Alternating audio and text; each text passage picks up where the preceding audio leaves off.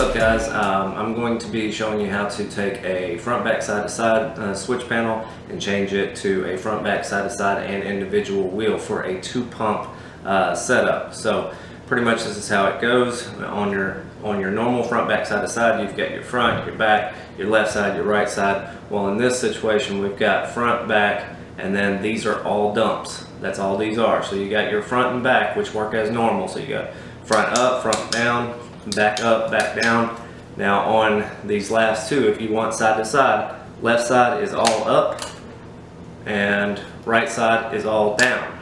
Now the benefit of this is for when, say for instance, you want a 3-wheel, lift the front up, lift the back up, and drop that corner, that back right corner to 3-wheel makes it easy.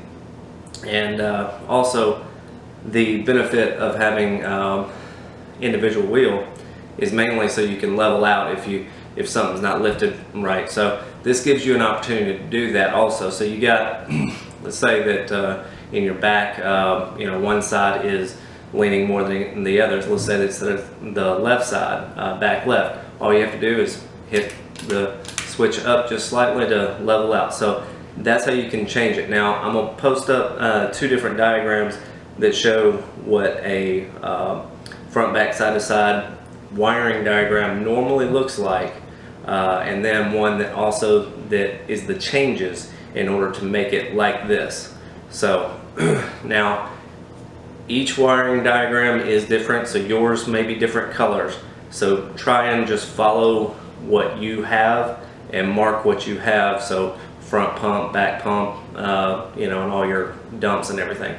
So, but this is mainly for a 2-pump setup, not a 3-pump, although it probably would work just as well. But if you have a 3rd pump, chances are that's in the back, so you have that that extra pump to send up that 1 cylinder, so it's just lifting that 1 back corner.